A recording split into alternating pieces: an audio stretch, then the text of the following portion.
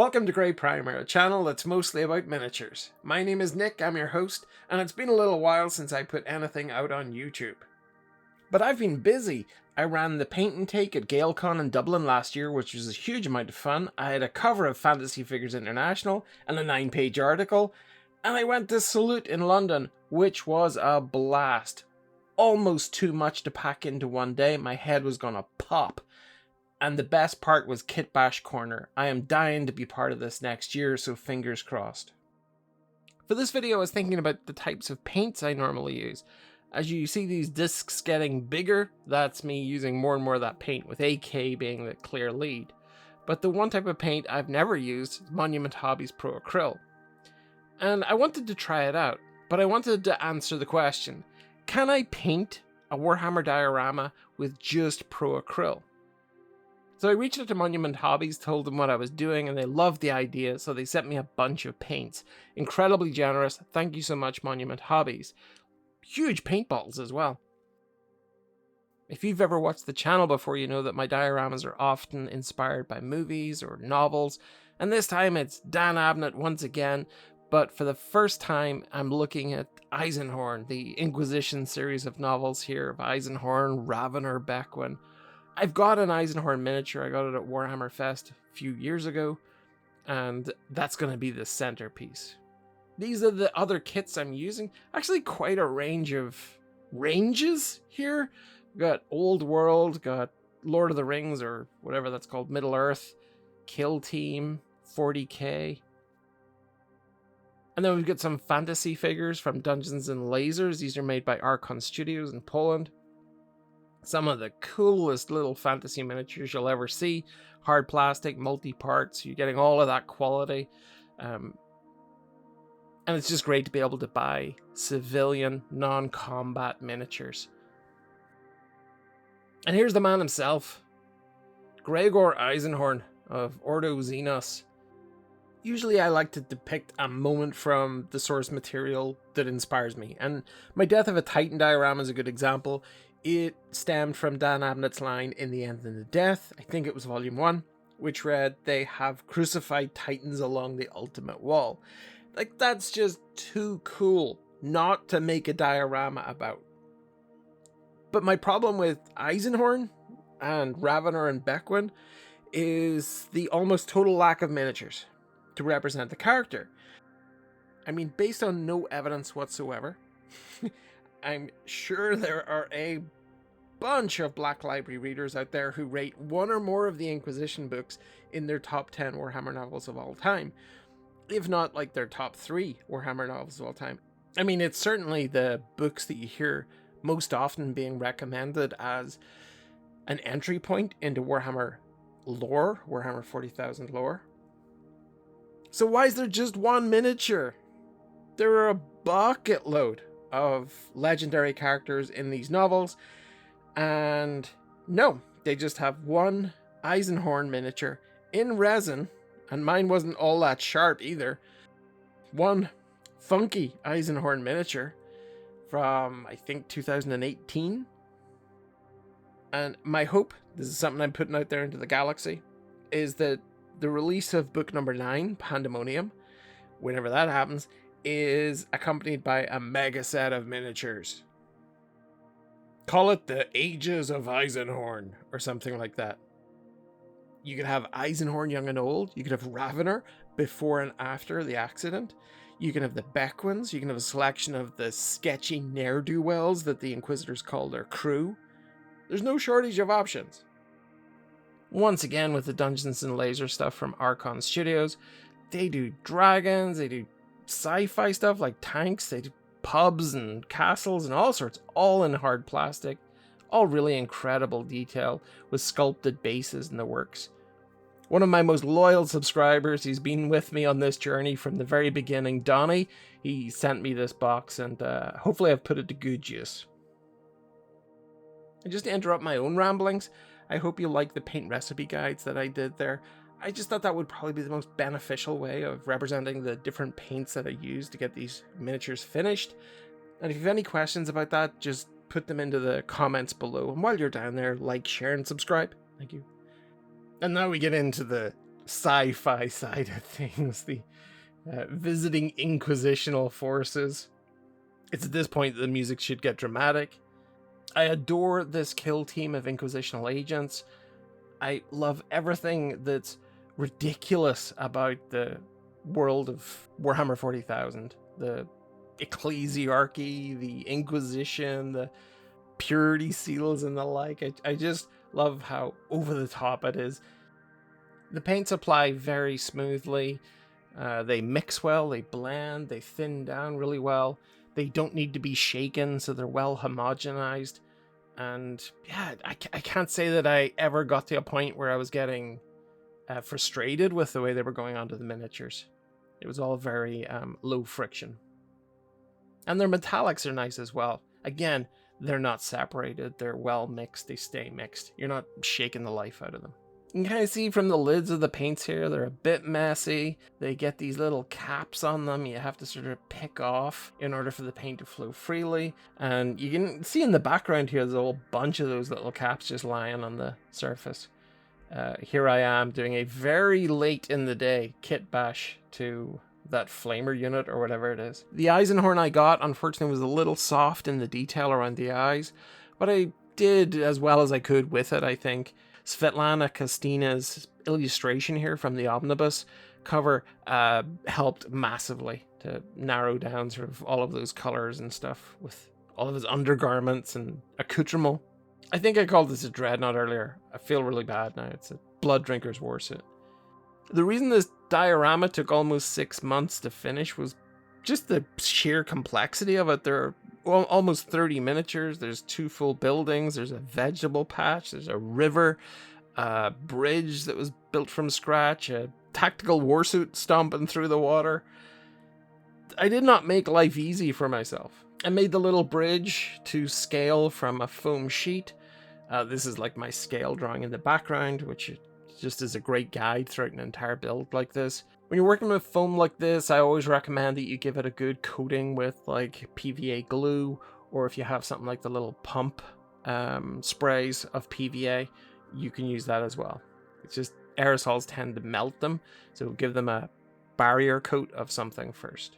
This is my little picnic tables, really proud of those, and somebody even spilled their glass in all the drama. Okay, it's time for a little Pro Acryl intermission. Pro Acryl.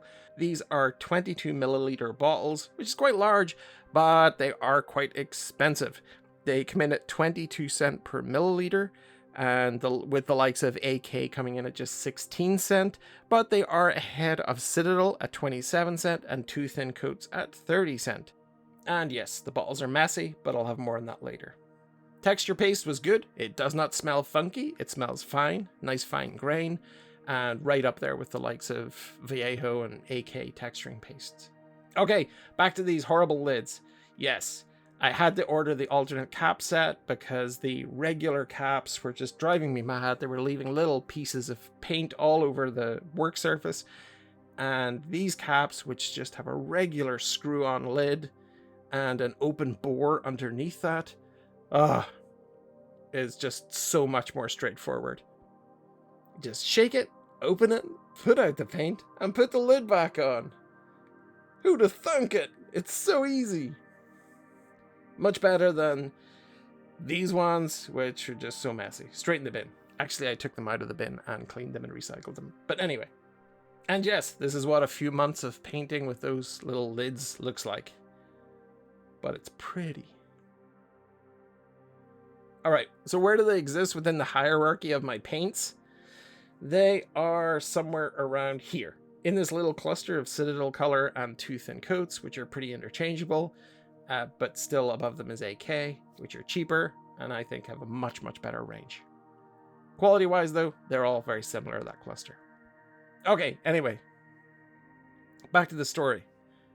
So without any official Warhammer miniatures for the crew, be that Eisenhorn, Beckwins, or Ravener's crew, it's in the novels, I thought I'd make up my own little crew for maybe a as yet untold story lurking between the pages of Eisenhorn's many, many hundreds of years in the Emperor's service. So in this diorama, Eisenhorn lands in an agri-world, agricultural planet that is pretty much the farm of the Imperium. Their sole function is to produce food. So Eisenhorn rocks up at this place. He's investigating the rumor of something sinister skulking in the cornfields. And with him are a trio of Deathwatch Space Marines and some agents of the Inquisition. So as a local, what do you do when you see one of these spaceships arriving and a bunch of very fancy looking weirdos coming up the road towards your village? Well, you go and you put on your finest clothes. That's what they did. They get on their finest clothes, they gather at the river to greet these dramatic newcomers. I wanted the diorama to be just full of contrasts. Not just sort of sci-fi meeting fantasy, but ornate and flamboyant Imperials meeting simple country folk dressed in linen and leather boots. I didn't want them to be grubby. I didn't want them to be like Monty Python medieval. I wanted them to be proud of who they are. They work hard. They keep nice homes. I wanted to have like these 8-foot tall Space Marines and even a 20-foot tall tactical warsuit contrasting alongside just a little girl picking strawberries, a little boy fishing down by the river. Bolt pistols and heavy meltas are being met with ornamental swords and a couple of geese.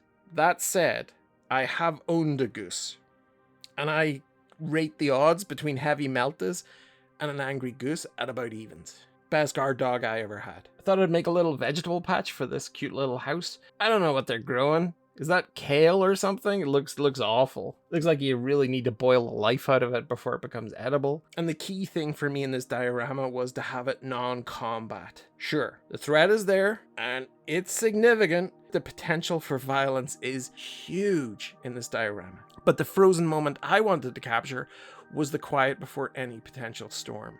J.B. Priestley's play came to mind, An Inspector Calls. So I had it in my head that this diorama would be An Inquisitor Calls. Eisenhorn would investigate the rumors and interrogate the locals to see if there's something alien pulling the strings of these seemingly harmless farmers. J.B. Priestley's inspector knew he could unleash the full force of the law if he uncovered wrongdoing. Dan Abnett's inquisitor knows he can unleash mass reactive rocket-propelled bolts of obliteration if he even gets a sniff of Xenos blood. For all of my successes in this diorama, the transparent water from Vallejo's water texture range was a failure. This was disastrous because it just did not want to cure. I tinted it with some of the washes, which would have been fine if it had cured, but no, it just refused to. And I ended up actually putting a little primer over the top and just painting it as water. To attach the miniatures to the base, I like to pin them, so I'll drill little holes into their bases, shove this florist wire in, and that just secures them, and it means I can reposition them as well. And honestly, why am I left unsupervised? Anyway. Drill holes in, little bit of super glue, and Bob's your father's brother. And here are some of the painted and pinned miniatures ready to get attached to the base. And as I film this is the first time I'm seeing all the components go together, get a feel for the actual world that's being created here. I adore these little picnic tables. They just work so well. My grandfather used to make not little picnic tables like this, human scale, 1-to-1 scale picnic tables. And it's kind of cool for me to make tiny versions of them. I can't recommend these old world walls and fences highly enough. They're reasonably priced, they're beautifully made, and you can see how well they paint up here with actually very little effort. For me, the fact that you don't even have to construct them, you're just clipping them off the sprue, prime them, get a few colors onto them, and they're good to go. And if you want, you can add wee flowers and things like I've done here. And even if it's just something you're going to throw into your bits box, 100% recommend. I think the tiny fences I put around the vegetable patch actually came with the Rowan house, just in case you're wondering where I got those from.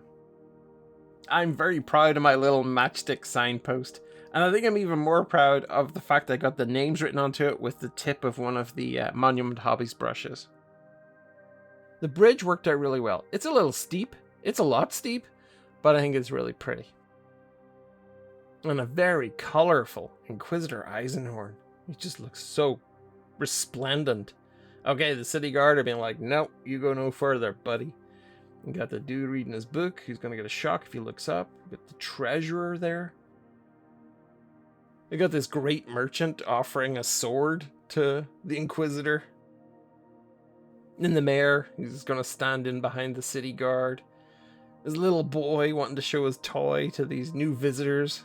The main reason I like to pin the miniatures rather than glue them, it just means I can do micro adjustments, rotate them slightly, move them a few millimeters, or put them on the other side of the board altogether. It gives me a chance to change my mind.